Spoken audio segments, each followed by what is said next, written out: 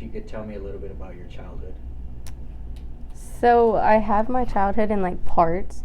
I just from the beginning of it was kind of traumatic. I remember I don't really know where I was living at the time, but I woke up in a car, and I don't remember who was in there. I don't know who it was, and I just know that I was with my mom. The neighbors were starting to look, and I was just started screaming more and more. And sure enough, this lady, she looks out, and she calls the police. And so they came.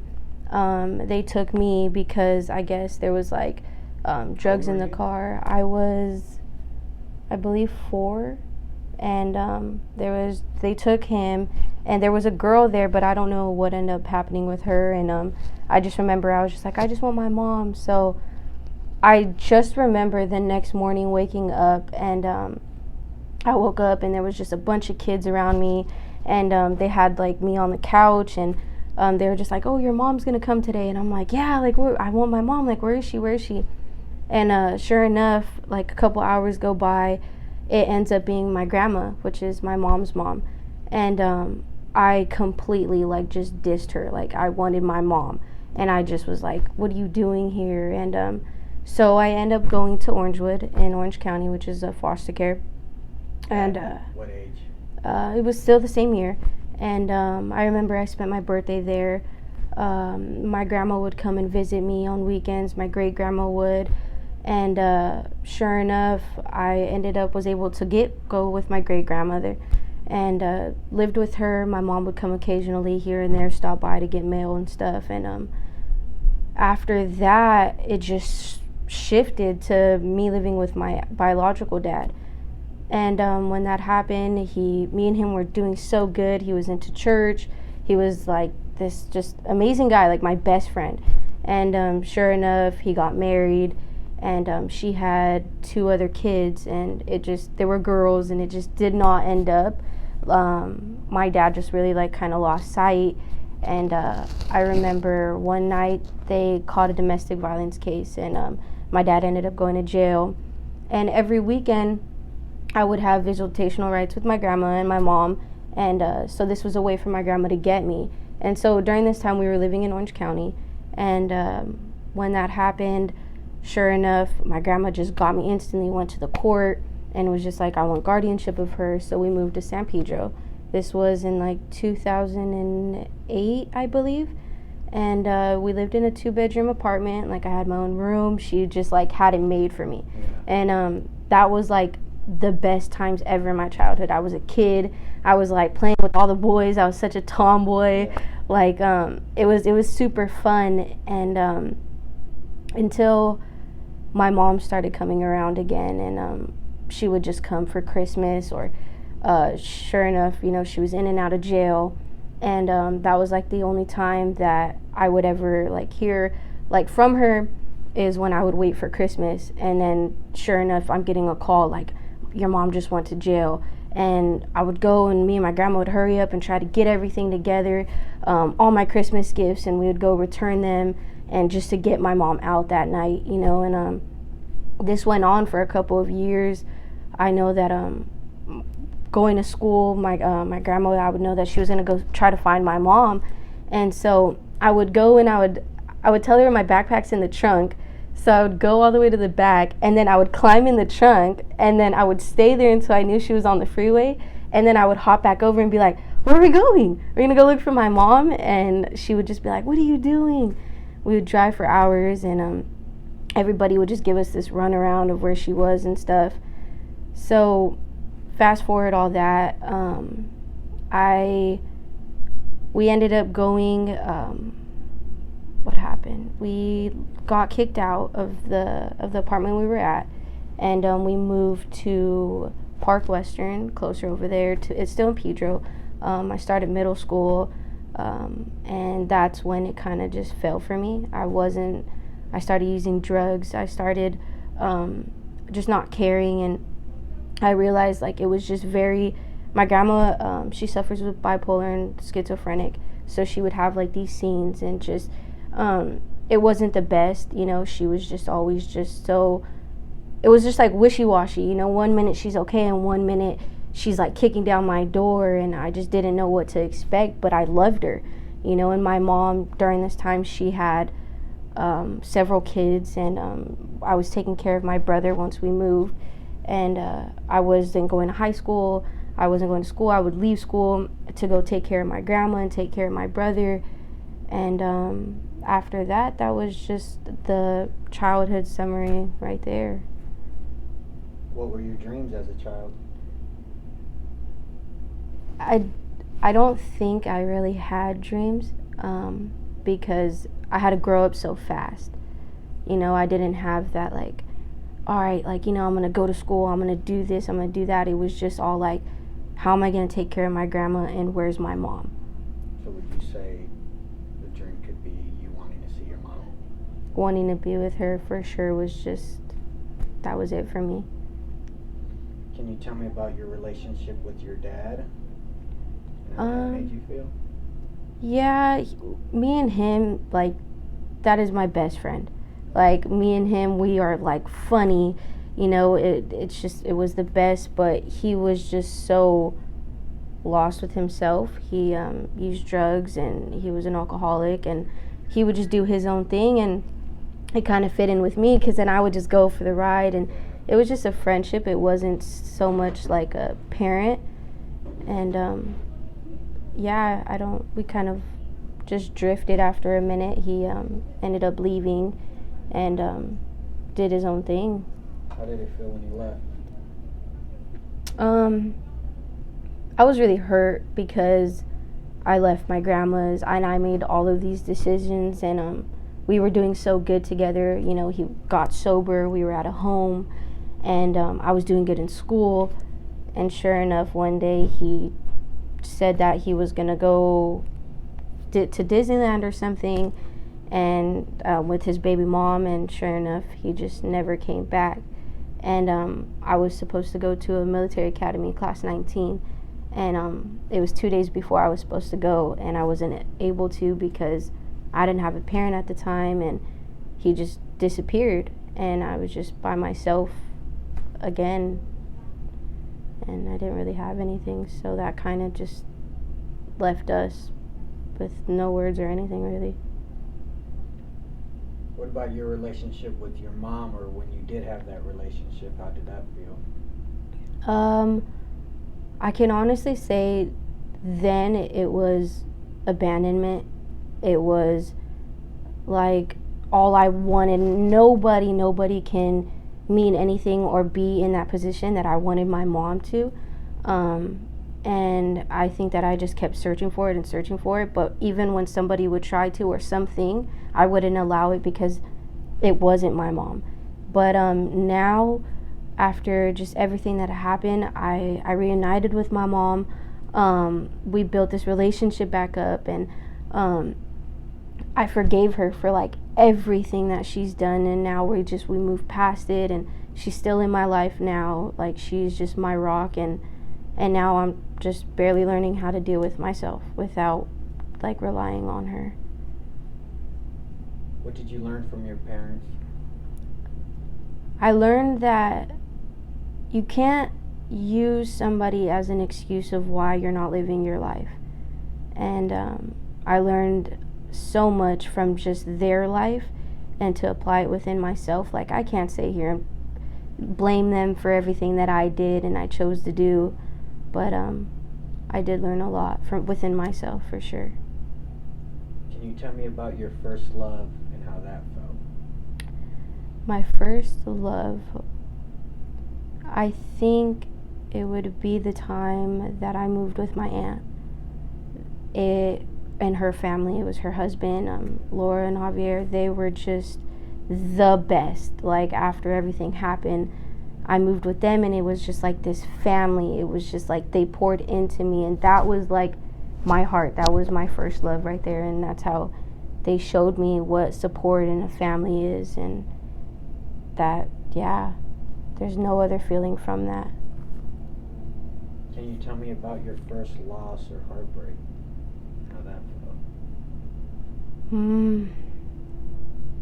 It would be when I found out that my grandmother was using drugs the whole time that I was with her growing up and stuff. And I thought she used to tell me she was sick.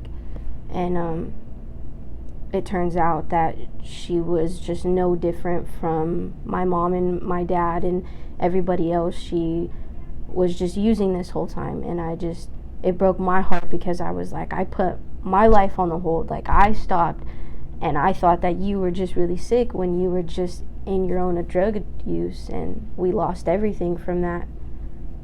How did that feel in going while you're in it? I felt lost. I felt like just the whole world was like, it was just me. You know, we lost our house. We lost just everything. She was just completely down and had nothing.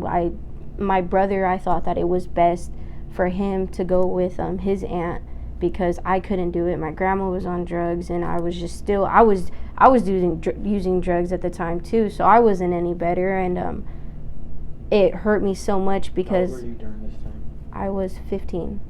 And what drugs were you using? I was smoking weed. I was using cocaine. I was a big Xanax person. I actually went to rehab for it. I went to Phoenix House, and because I was using like 6 a day, and it was just like, that was my thing. I would just take them, and then I would forget I took one, so I would take another one. And I was just so low. I was so low, and I was just partying, and I just thought it was a thing. My grandma's on dope, cool, like, let her do her, and I'm gonna go do me.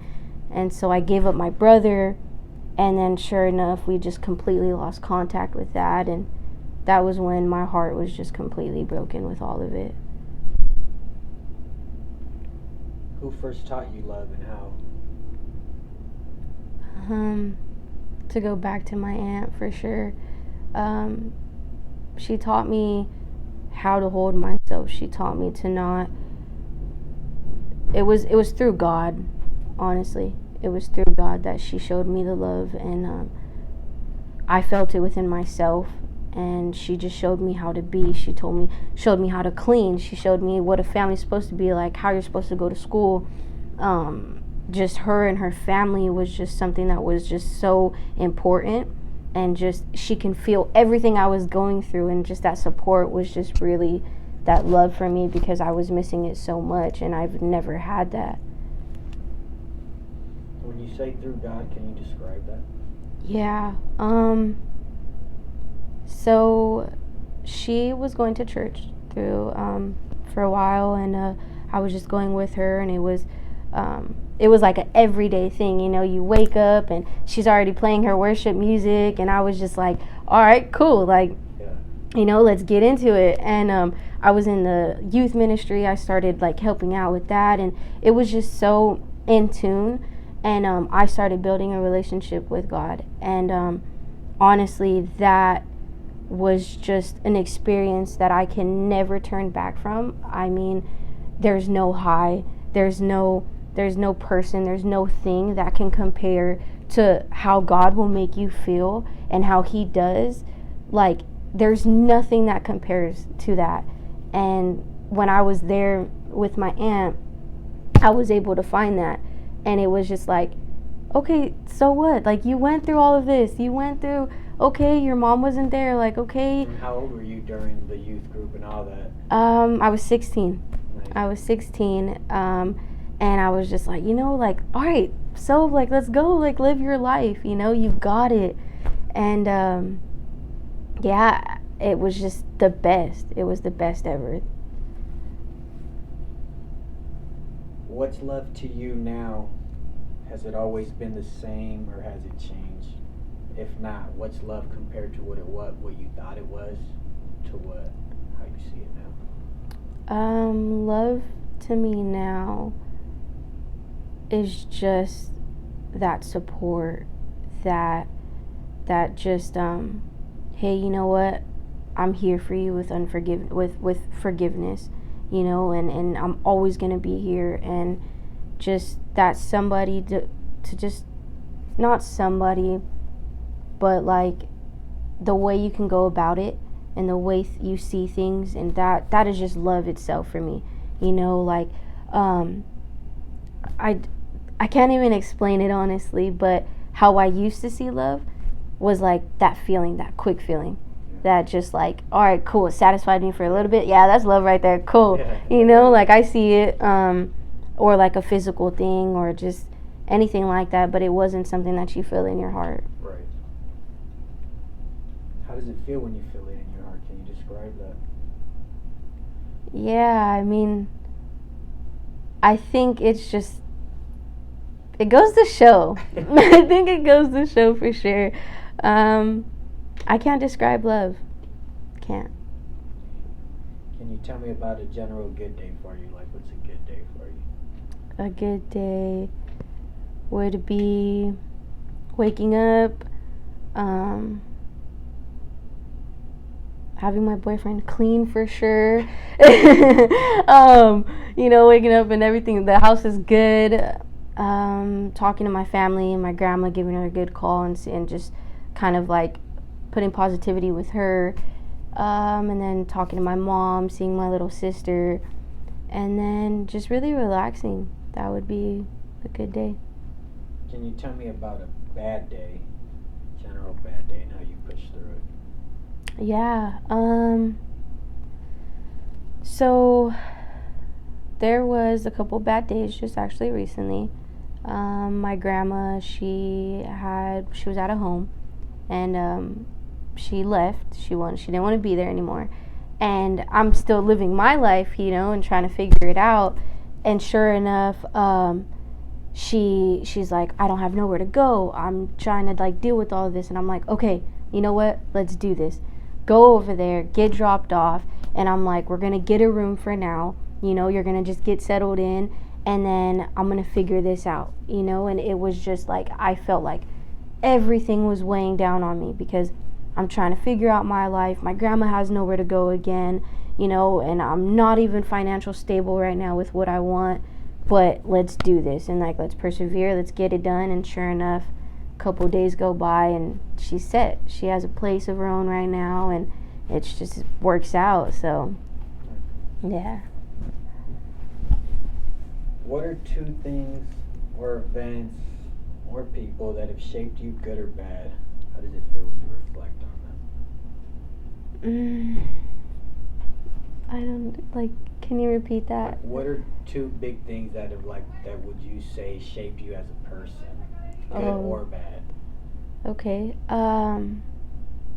Honestly, one of them would be my relationship now that I'm in, with Joseph, of course.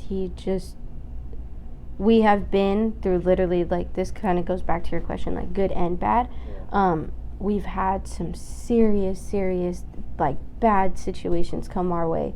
And we kind of got comfortable and started just drinking and just doing all of that stuff. And then sure enough, it was just a wake-up call. Like, we were like, what are we doing? Are we going to do this? Are we going to continue to fall down because we've been through similar things in life? Or are we going to, like, strive for better and do something, because we're at that age now where we can't keep playing around, we can't keep having this fun, and it's okay to, but it's now time to control it. Yeah.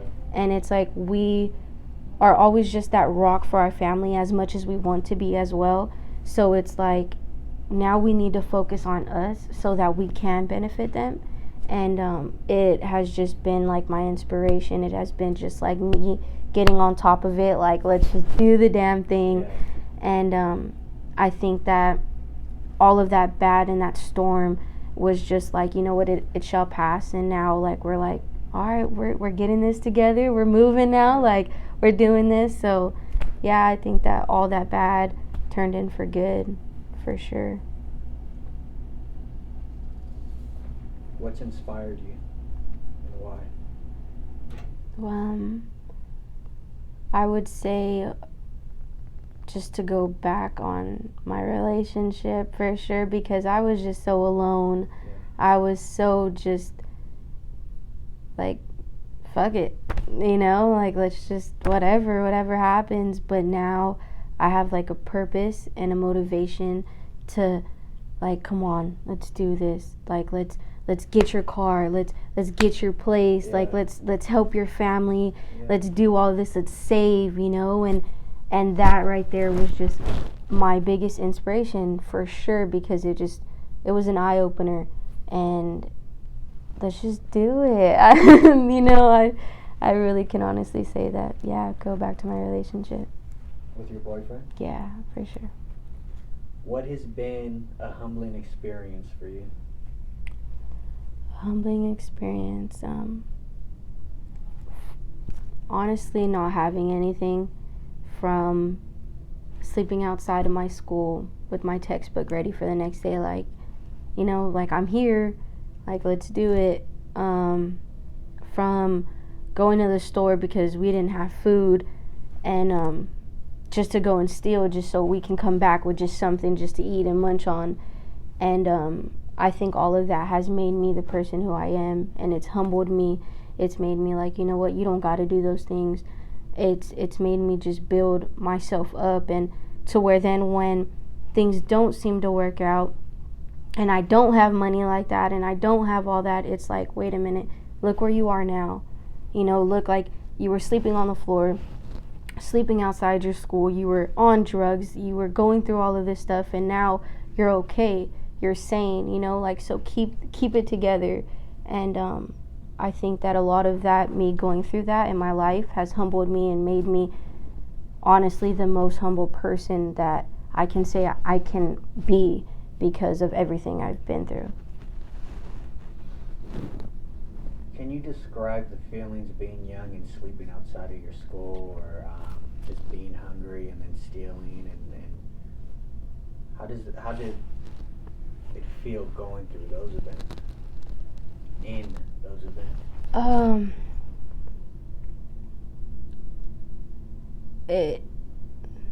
Like, there's no really, I guess you just feel like so just alone. You really don't have hope. I know I didn't. I know, but I was just like, damn, what do I do? And there was no reason for doing as much as I did, but like, I had to, because I didn't have a choice. Like, I didn't get that, like, you know what, like, come to my house type thing. But when I did, I took advantage of it, and I wanted to be with my mom, and I left, and I did all that. And so sleeping outside my school was kind of something that I led myself to be, and be in that position. And it made me feel just like I had no hope, like no reason to live, no reason at all. I was just like, you know what, this is what I chose, this is what I'm gonna do, and now you just gotta live it. And I didn't see myself living the next day. I didn't see my future in the next 5 months. I didn't see any of that.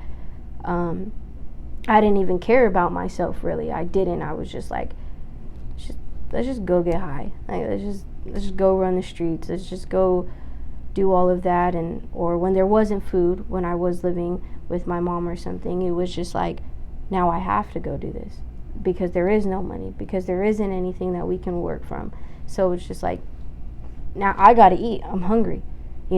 We're hungry. So let's go and get it. Go in your mind and think. This life event can be mental, physical, or spiritual. Tell me about a time in your life that you can relate with the word war.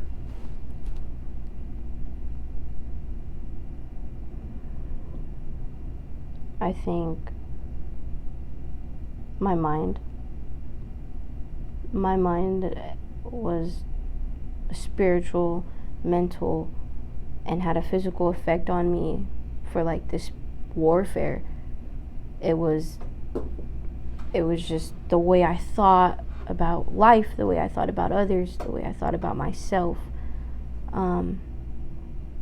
Yeah, I would really, really say it was just my mindset. Can you describe that war in your mind?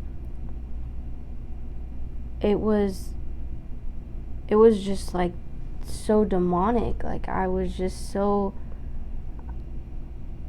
confused. Like, I didn't know anything, but I knew. So that was the problem, was that I knew right from wrong. I knew what I was doing, and it was like, Helena, don't do it. Don't do it. But sure enough, I would go and do it because, what else is there to do? Let's just, and it was brokenness. It was the chains of addiction in my family. It was the depression that I dealt with. It was just the past experience that I've just been through, and I would all just hold on to it. It was like a safety net for me. Like, I wouldn't let go. And so when there would be somebody in my life that would try to come in, I'd be like, nope, you're not my mom. Nope, I don't want you. Like, cool, just go over there. You're trying to make better for me. Nah, just go. And that was like how I did that with my aunt. I completely shut it off. I was just like, this isn't for me. Like, no. And it was the enemy talking. It was just like, stop. Like, it was so normal to me, and going in the streets and drinking and partying, like, that was normal. And so that was the war in my life, in my head, was just like, my heart didn't want it, because I know me, and I know I am not this gangster, like drug and alcohol abuser, this broken person. I'm not that. I am honestly like the most loving person. I am the most like just sensitive person. I am the most just wanting to help others and accepting it now. So that was like the war in my life that I went through, and still till this day I still go through it. And it's just now I have control over my mind and what my heart wants and who I am. But yeah, for sure, that was spiritually, physically, mentally, just all the way around. Can you describe the depression, and what age were you when you were able to identify that you were going through depression? I can honestly say it was at like 17. I hated the word depression. I hated it. I was just like, no, depression, that's something you control. That's something that somebody just puts on them. Like, you just say you're depressed, like, calm down, you'll be fine, just get out of it. And until I started realizing, like, no, it has a total weight on somebody. It completely can just, 1 minute you're okay, and it's just a snap of a finger that you hear something or something happens and you just completely shut down. And that's how I was. I was just I would shut down completely. There was nothing and anybody can tell me that can change me, and I would be so low. I would have thoughts in my head, but I knew that I would never do something. But it was just always like, I don't want to be here. I don't want to live. Like, God, why can't you just take me from this? Like, I can't deal with this anymore. I'm so broken. Like, everything is just not working out. And it could be the smallest thing, but sure enough, like, it hits. And I was just like dwelling on, like, I was going through this when I was like 13, 11. I would just be in my room and I would just start writing, and I would listen to just sad music and just kind of just deal with my own self and just block everything off. And I wouldn't talk about anything. I wouldn't talk to anybody about any of this. So it would just make me in such a dark place. And this is something actually I still go through. I still have these thoughts. I still just get so negative, and I'm like, God, like, I don't want to go through this. I don't want to be here. Can you just take me? Like, I don't want to do this. And for sure depression is real. For sure depression is something that everybody goes through differently, and I for sure still continue. So then how do you, when you go through those moments, since now you can at least identify that you're going through depression, or like you can see what those thoughts from the outside, how do you get out of it or build yourself out of it so you don't fall into a deeper depression? Well, honestly, it's hard. I sit there and I dwell on it. I have to allow myself to feel. I can't block it off. I can't distract myself so quick, because then those feelings are still there. So like, I will sit there and I'll write it. It doesn't even have to make sense. I just write anything, and it's just to get it out, because I'm not a verbally person. I can't really express a lot because I I always feel like the other person doesn't understand because they're not me, and then I don't want to sound too crazy or whatever. Or there's times where I literally just lay there and I put on a little bit of worship and I just sit there, and it makes me just like everything in the room just lifts off. It just completely just feels different.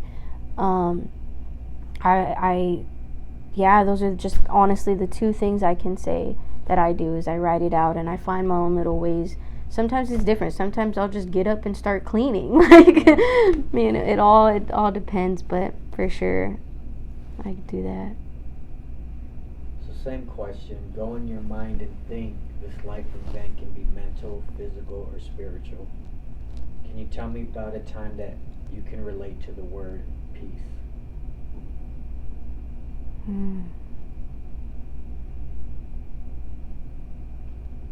Peace.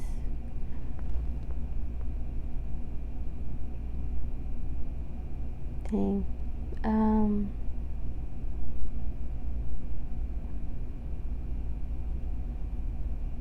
I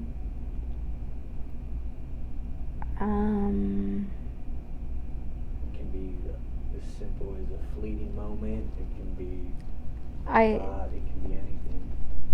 The answer can be anything. I think peace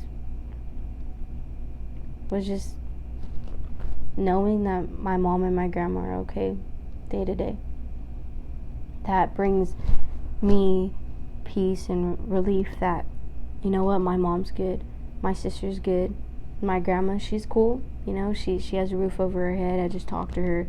My mom, just to make sure that emotionally and physically she's as strong as I need her to be, so that like iron sharpens iron. And honestly, I'm like, that brings me peace, is knowing that the main people in my life, the most important people, are okay. Tell me about a truly difficult time in your life, how that felt, and how you endured. The most difficult time in my life was death. I lost two very important people in my life, like back to back. There's always been people who have passed away in my family and friends and stuff like this, but these two just hit home for me. What was your relationship with them? So one of them was my boyfriend at the time. His name was Jonathan. And actually, he was the one that brought me to my mom.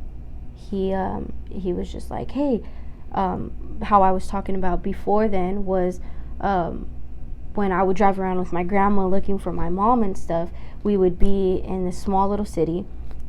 And I would be like, where is she? Where is she? Do you know who Tasha is? Do you know who Divine is? Like, where is she?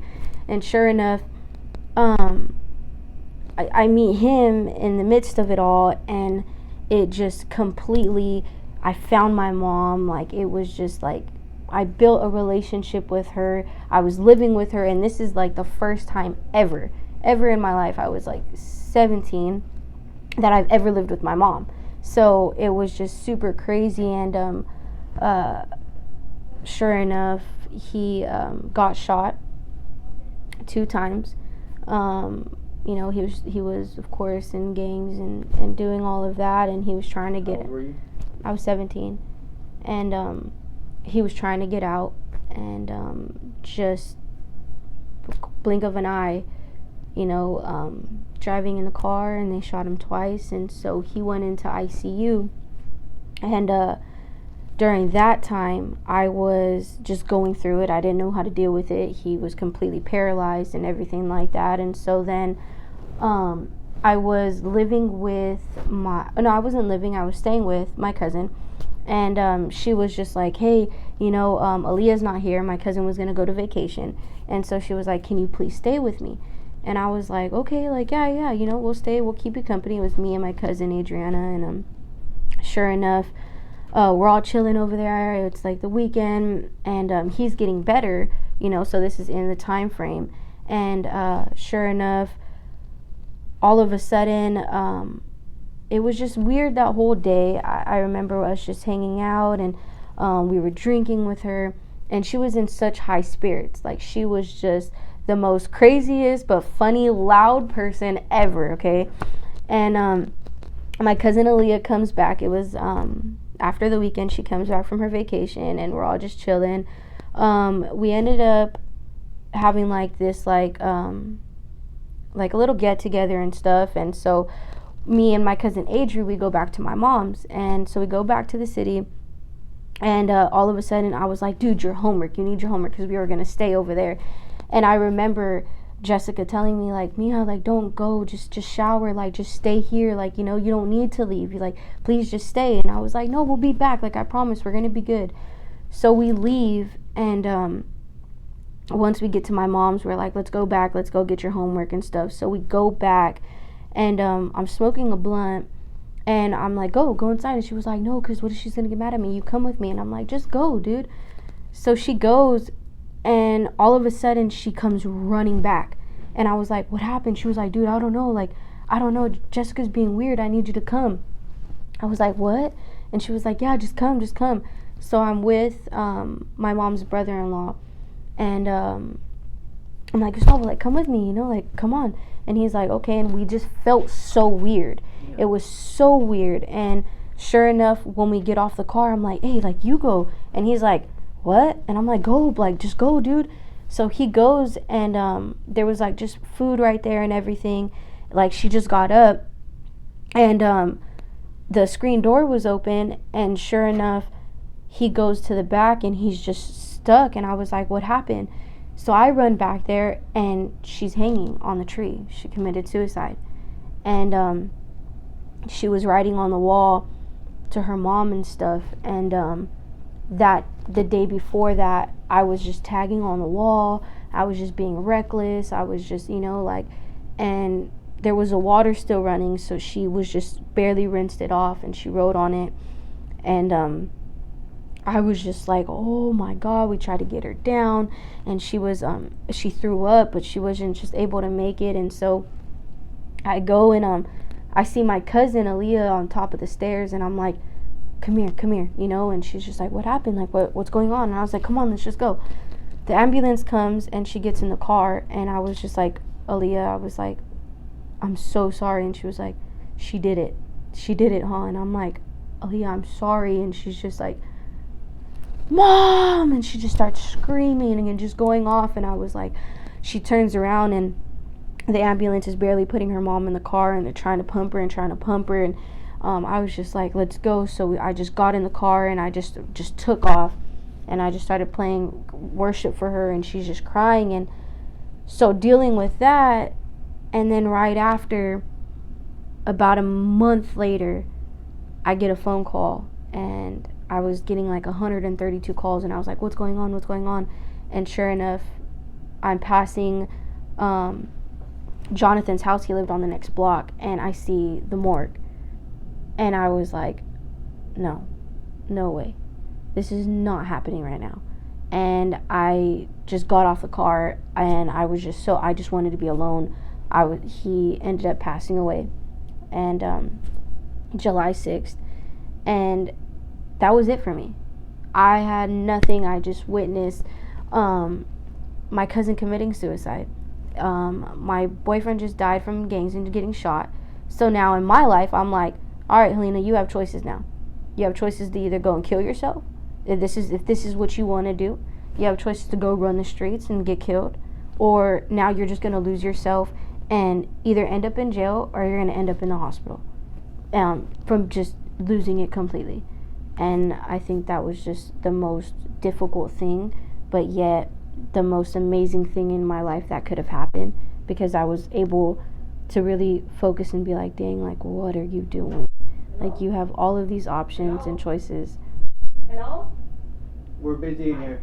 Oh yeah, your door is open. Can you close it for us, please? Yeah, sure. And How old were you? I was 17, turning 18. Yep. And so what were the first things you did to try, like, that happens back to back? So then you say, you know, we have three options, you know, kill yourself, or kill yourself another way by just being in the streets, like just living a miserable life almost. Yeah. And then the third one was going to either jail or ending up in the hospital. so none of those. So you obviously picked something else because you're here. Yeah, right now. So it was. What did you end up picking? I ended up. So earlier, how I told you that I was gonna go to military academy and I wasn't able to because of my dad and stuff.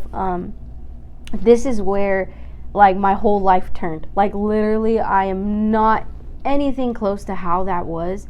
And I ended up just one day just was like, I'm going to Sunburst.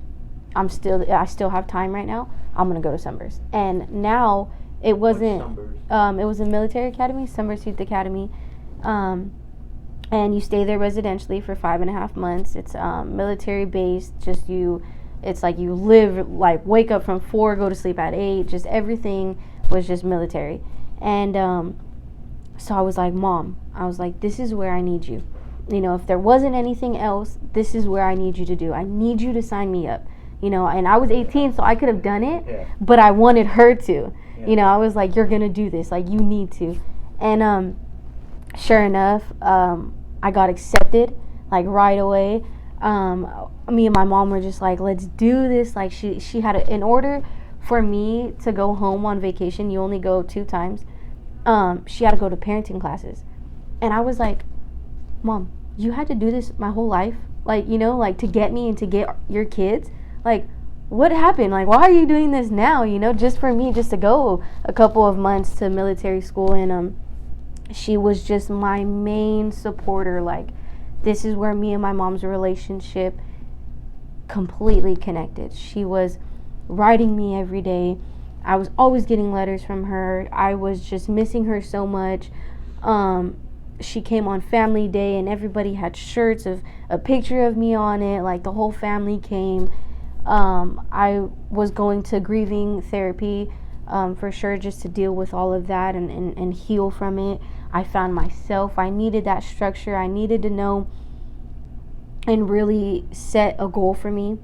I found myself completely, and it was just the best 5.5 months ever. And this was just not even a year ago. I graduated in June 8th of, I think, last year. Yeah, last year. And ever since then, it's just been amazing. Can you tell me about a truly joyous moment in your life and how that felt? Coming home? No. I would say it was family day for sure. Family day was just, it brought joy. Hugging my while you were at Sunburst. Yeah. Seeing my mom, I just completely broke. And hugging her because she was just my main supporter. And this is all I ever wanted. My whole life was my mom. And sure enough, everybody's family was there, and all I seen was my mom. And I was like, I literally did this for myself, and I'm just a complete different person. And now I have my mom. You know, my dad, he got sober and he was doing good. He turned his life over. My grandma's completely set. And that just right there was just like, my life is good. I went through something so tragic and so, like, traumatic for me, and it just was completely crazy. You know, everywhere I looked, I would just have visions and just go through it. And now I'm about to live my best life once I get out of here, and I have my mom. So hugging her was just like the best thing ever, and I could still remember it till this day. What keeps you up at night? My mind racing.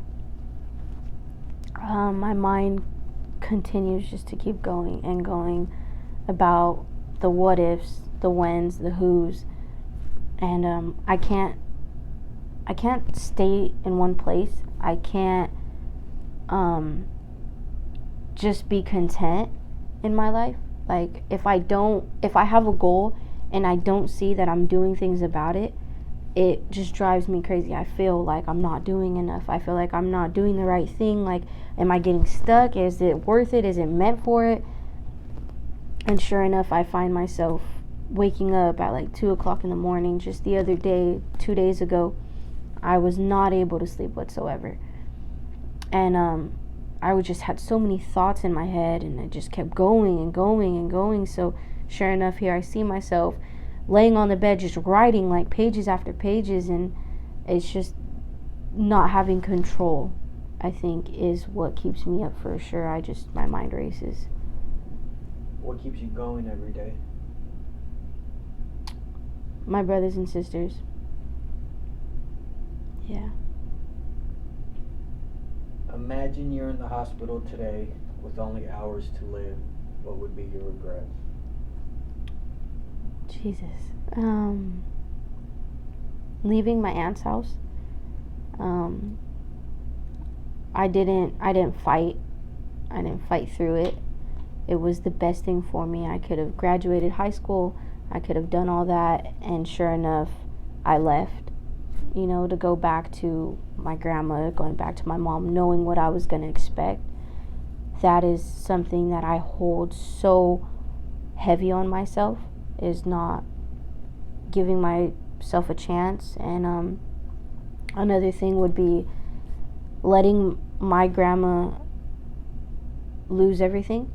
I felt like maybe if I wasn't so lost in myself, and if I took care of the bills, if I was making sure everything was good, no matter even if she was in her addiction or not, sick or not, whatever the case may be, I think that I could have still had that apartment. I could have still made things happen. I could have held it together. I could have took care of my brother. And yeah, those are the two main things that I regret, for sure. So you're gonna make it, you're alive and well. Do you feel that you can change, and if not change, maybe make amends with those regrets?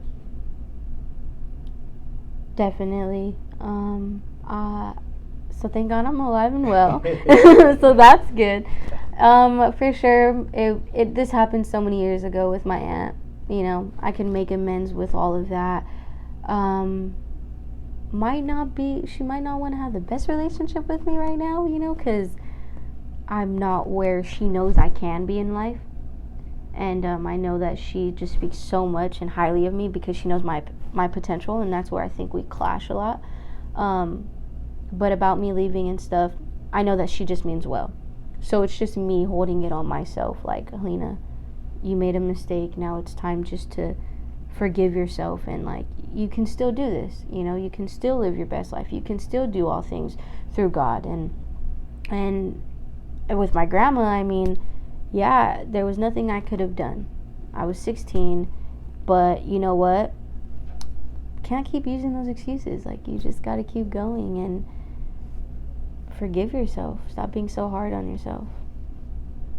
Tell me, as a kid, you didn't really dream much. If anything came close to a dream, it was reuniting with your mom. As an adult, what are your dreams now? It would be to live my life. That would be my dream, because for the whole time that I've been alive, I've been living for other people. I've been using other people as an excuse and the reasons why I do the things I do. But now my dream is to live my best life, to have my own things in line, in order, to where then it'll affect my family, it'll benefit them, it'll bless them.